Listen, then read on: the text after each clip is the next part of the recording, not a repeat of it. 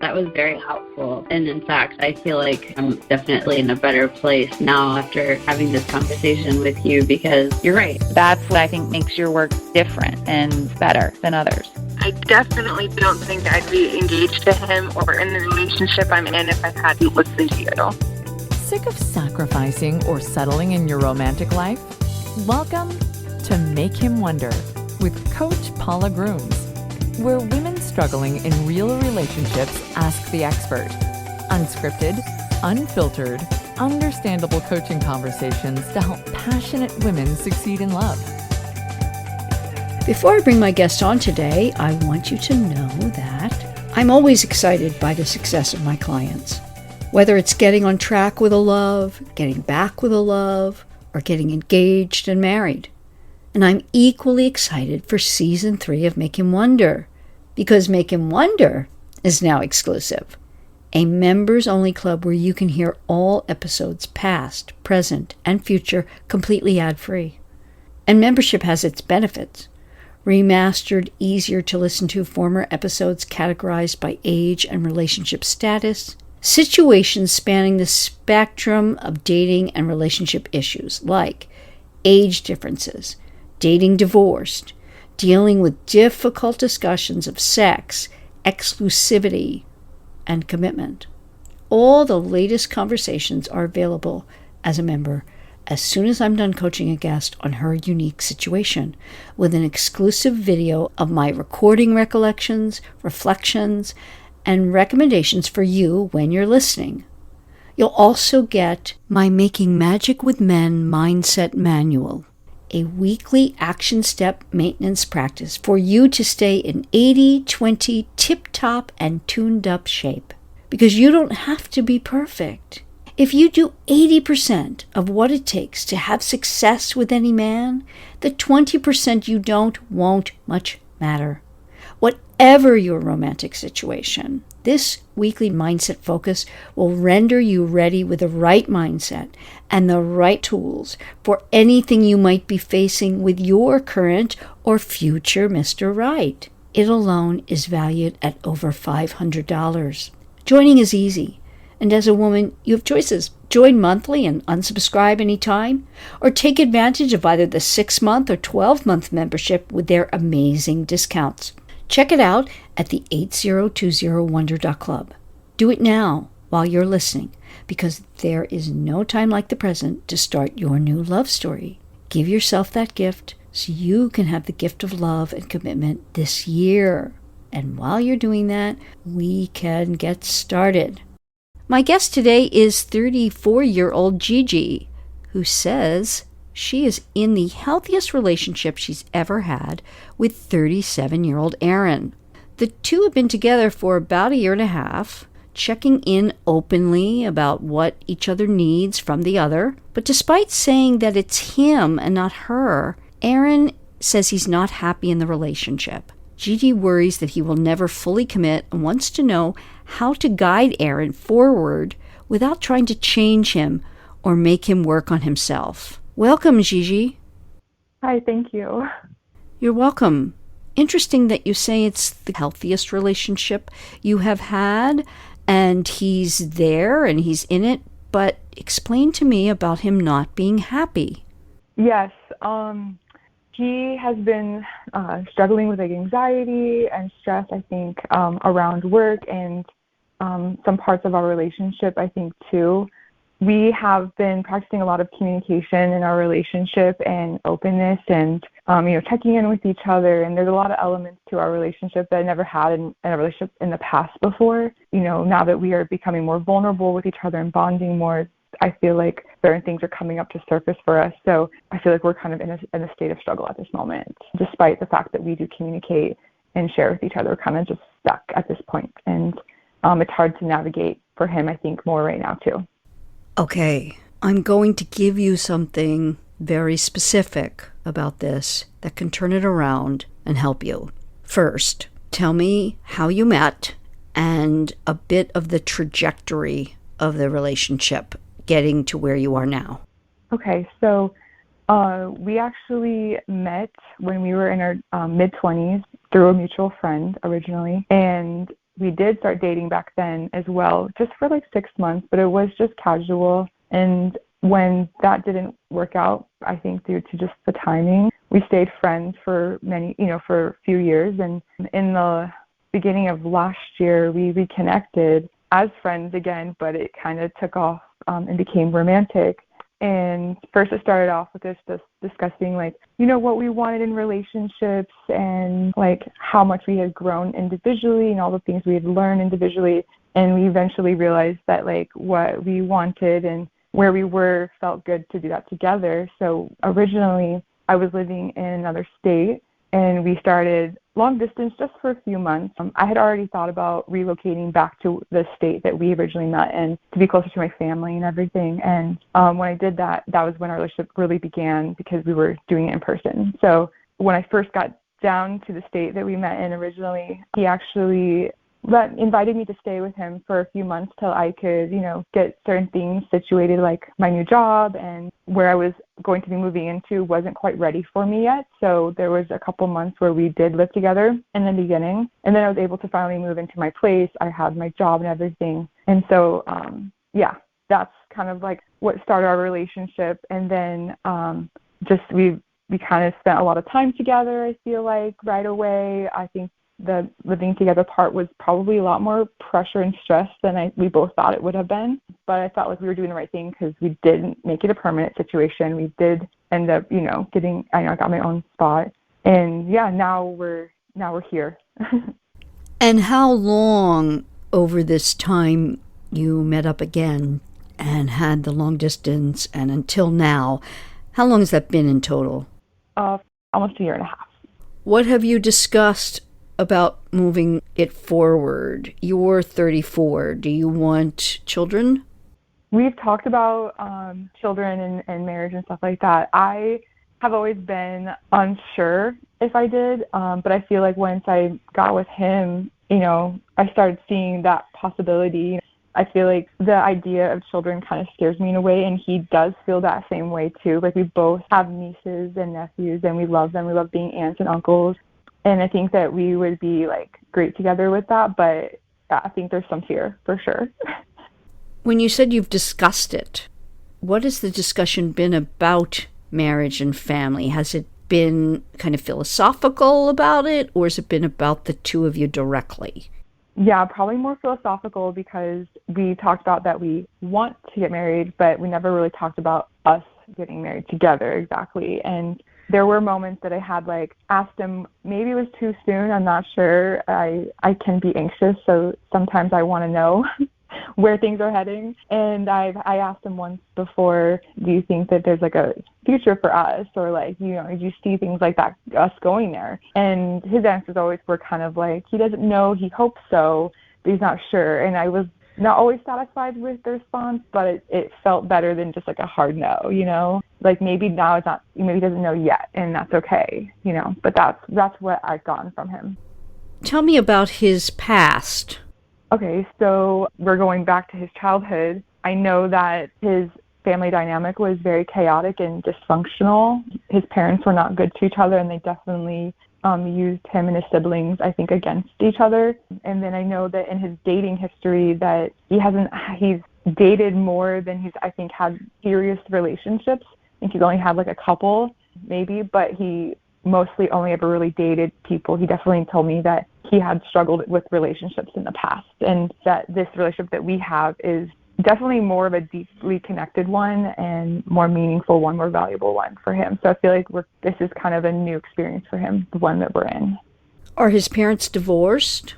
Yes, they are. And he had to witness a lot of their dysfunction up until he was a young teenager. So they didn't divorce early on. They kind of divorced at a really, I would say, maybe sensitive time for a young boy or a young child. How old was he? He was 13. I see. Okay. That is his past, and it doesn't necessarily preclude you from being together, but it does make it a bit of a harder road, and you are seeing this play out. What is he telling you about being unhappy?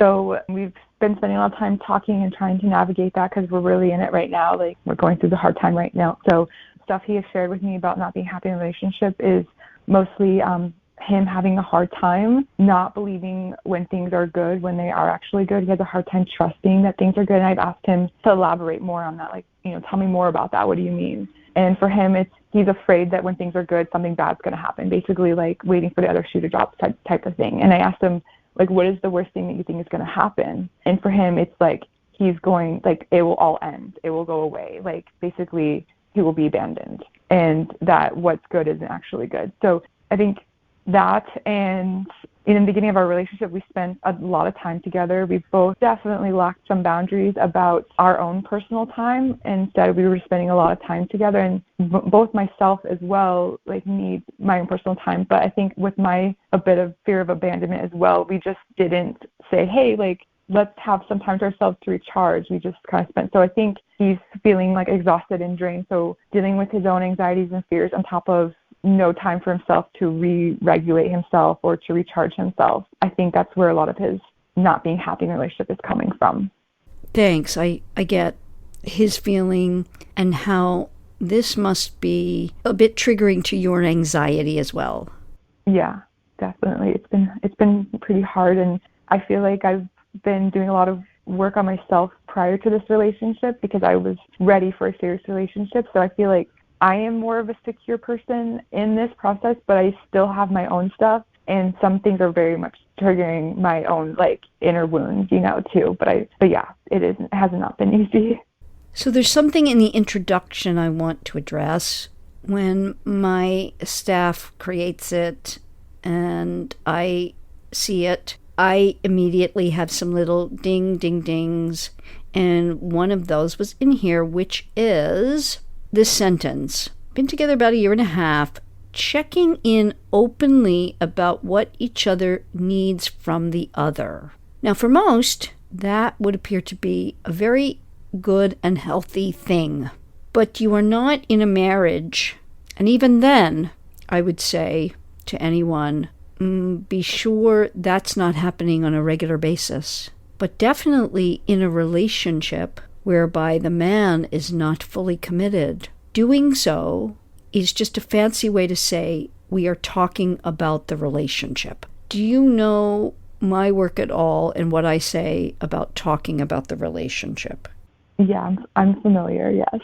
So what do you take it to mean when I say that checking in openly about what each other needs from the other is talking about the relationship?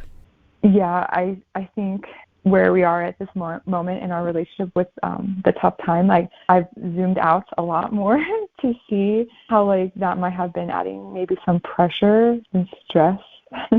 Yes, but it's not only that. Unfortunately for men, talking about a relationship erodes his feeling. This, I think, has to do with a couple of things.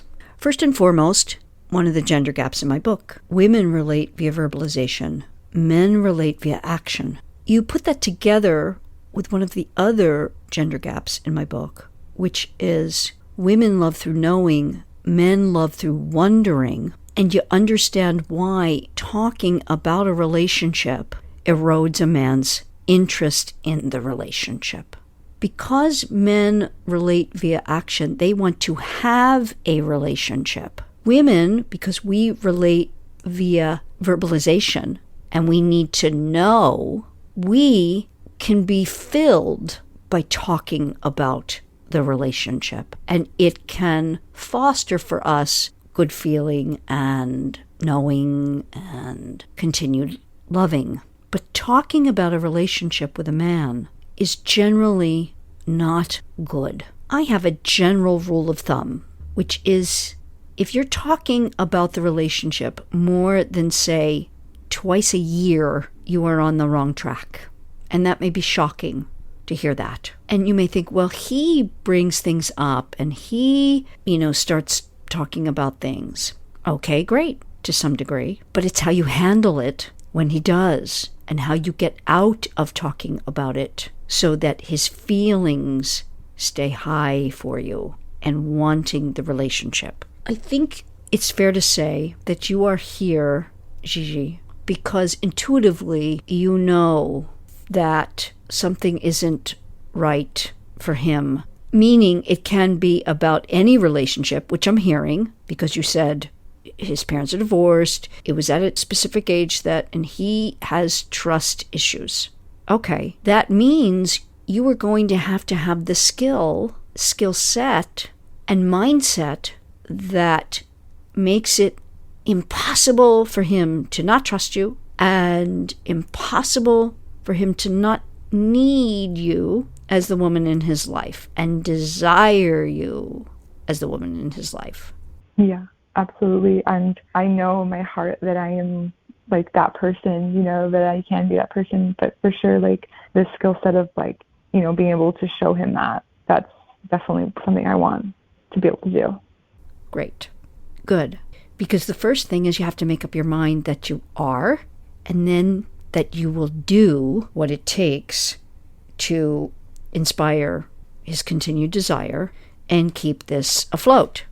You had mentioned that things right now are difficult and you're having issues right now. I want to hear what they are specifically and help you address them specifically, and then go into what you need to do in a more general sense to keep this afloat. And we will do that in a moment.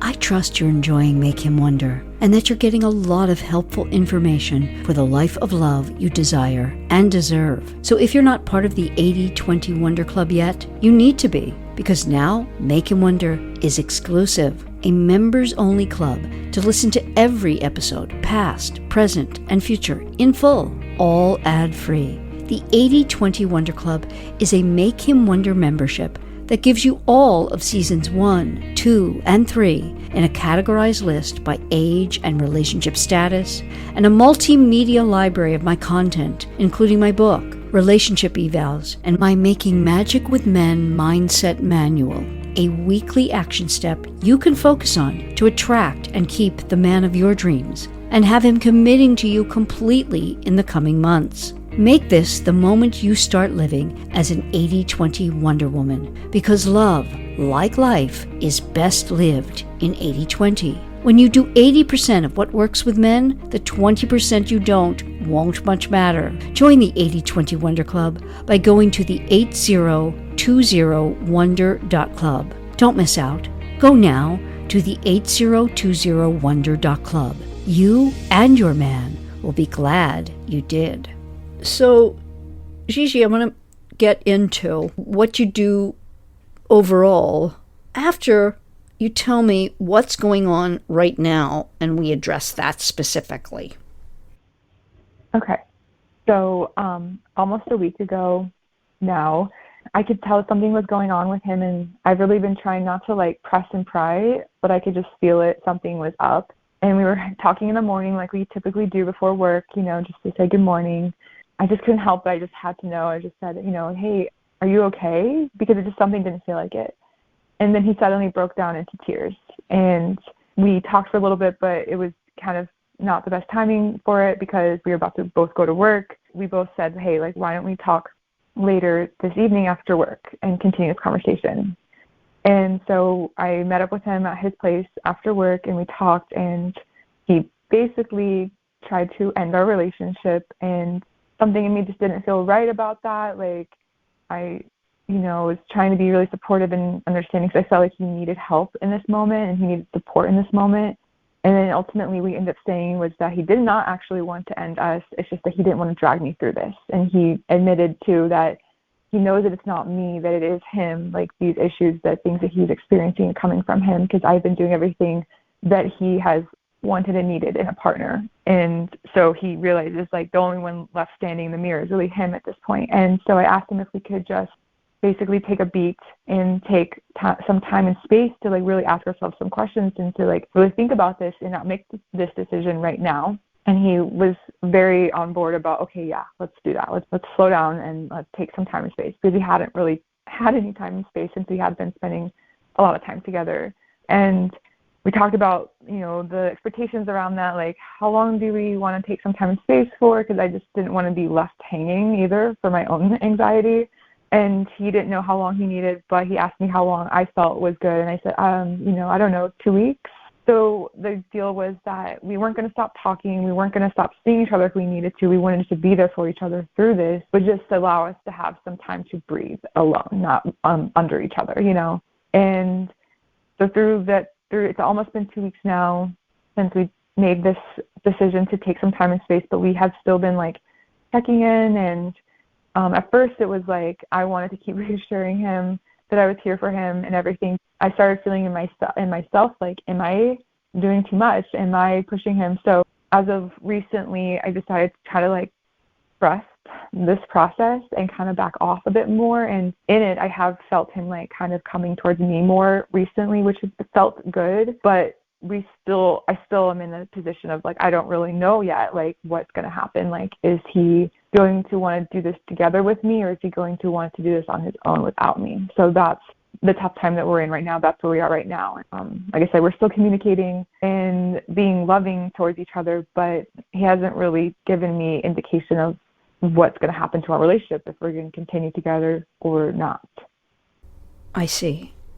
So I'm going to be giving you something that I want you to have two minds about, okay, for yourself. Because I'm going to use this moment as a global teaching moment for everyone. And I want you to understand that it's important for you not to look at it as, oh my gosh, I made some huge mistake that isn't repairable. It is, okay? Yeah. When a man is struggling like he is, it's important for us to...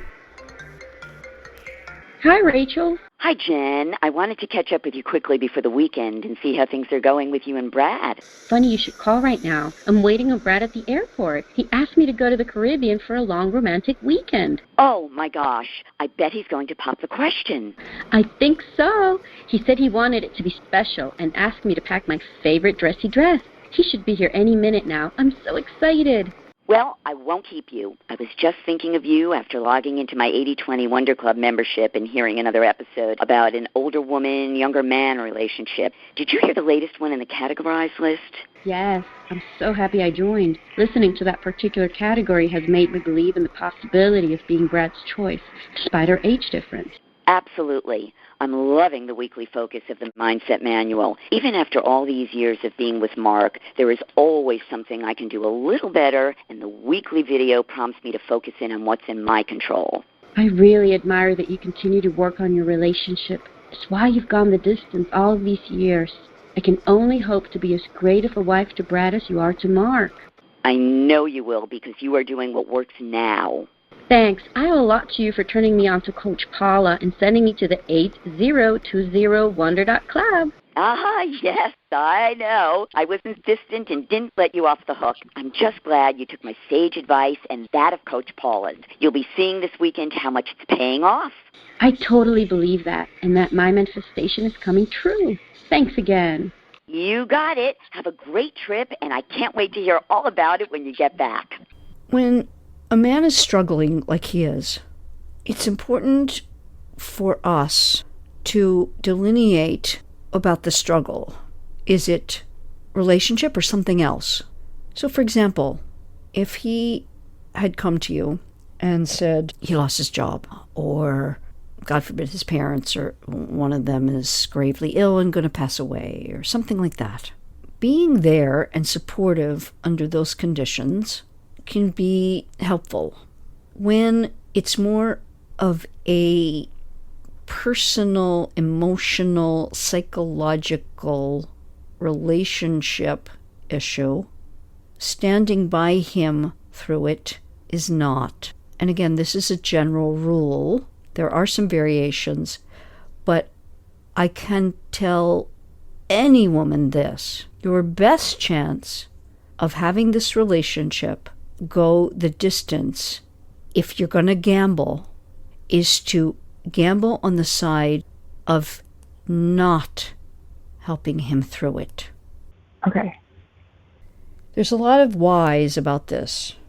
For ease, you can think of it under the worthy opponent approach or strategy. Have you heard me ever talk about that? Briefly, I would love to learn more about that. Okay. We can understand most or some of male psychology under this premise of mine that I call worthy opponent. What that means is looking at male psychology under a lens of sports. Sports came from the mind of males because men are my 3 C's of men. They are all about challenge, competition, and conquering at their core. Just like at our core, we are about connection, cooperation, and caretaking. Core, who we are as our human animal selves. So, men enjoy most doing anything in their life when there is a bit of competition and some challenge that they can conquer. So let's look at it in the relationship realm. I use my analogy all the time. It's very simple because everybody knows the two of them. If LeBron James plays one-on-one with a high school basketball player and he wins, does it mean as much to LeBron as if he plays Steph Curry one-on-one and he wins? Yeah, not the same. He enjoys playing to whatever degree, but it doesn't mean as much. He walks away from playing the high school basketball player not thinking about it again. He relishes walking away from having played one-on-one with Steph and winning. We need to be the man's Steph Curry, metaphorically, or else it doesn't mean as much. I'm going to tell you, Gigi, that Aaron has love for you. He admires, cares, thinks the sun rises and sets with you to a great degree, but you've not been a worthy opponent, and so he's not so inspired to play the game. Does that make sense? Yeah. Mm-hmm. Hard to hear, though, correct? Yeah. Yeah. And it's why I said what I said about I wanted to use it as a teaching moment, because attending to the man in the emotional realm like you did when he's struggling about you and the relationship will not help you. I'm going to go further with the analogy to help you see that. So LeBron and Steph Curry are going to play one-on-one. They both show up at the gym, and LeBron says, I'm just not feeling it today. I have a little soreness in my arm. I don't really know that I can do this, and he starts rattling off maybe some troubles he's having, and he's not feeling very psychically on top of his game, and whatever it is, he's just kind of a little bit of whining and complaining. And Steph says, oh, wow, and starts, I'm so sorry, and well, what can I do to help you, and let me get you some ice to put on your arm, and tell me about your issues at home, and then we'll play. Okay, that's one scenario. Second scenario is Steph says, okay, I get it. When you're feeling better and on top of your game, let me know. And I trust, you'll work it out in whatever way you need to. Take it easy. And he goes away. Which do you think inspires LeBron to want to get up, attend to the arm and whatever he has to do, and attend to the personal issues so that he can go and win the game with Steph? Yeah, definitely saying, okay, come back to me, when you're feeling up to it, when you're feeling better, for sure, giving him some space to take care of himself. Mm-hmm. You see, it's the opposite for us as women, but you are being very female in your approach, which is you want to cooperate, connect, and caretake. What he needs is the challenge to get it, handle it, deal with it, and know that you are Steph Curry that needs to be played with at a certain level. Because at the end of the day, we look at it like this. If that were the high school basketball player that LeBron came to play with, the high school basketball player would definitely do the former in that analogy. He would say, oh man, your arm, let me get you some ice. And he'd run off and get ice, and he'd be coddling him and like, yeah, man, what's going on? Like, and then we can play later, and let me know when you want to play, and maybe just take a break, and maybe just take 2 weeks off the game, and then we can get together and play. Okay. Like when could we do that? Correct? Yeah. And LeBron would think highly of him, like what a cool guy, right? What a cool kid. And maybe he would want to play with him, but he's not inspired. You see? Mm-hmm. He's not a worthy opponent. It's so important that we are a worthy opponent. And that makes it imperative that we have two things at our disposal. Our self-concept high enough to do it, and the knowledge of why doing it will get us what it is that we desire and deserve. There would have been a couple of ways to handle it. Again, the best way is this. Aaron, I understand completely. I wish I could help you with what you're going through, but it's not really right for me to be doing that. I hope that you can find, your way to it, but I'm going to need to step away. And I know I'm too close to this. I cannot be helpful. It's not going to be in either of our interests for me to be here. I understand why you want to leave this relationship. And so I'm going to take my leave. I want nothing but the best for you in life and in love. And I want the best for myself in that too. Now that's going to feel so harsh. Can you imagine yourself saying that? Honestly, not really, because I don't want to lose him, So that feels very scary. Yeah. Ironically, it's just the opposite.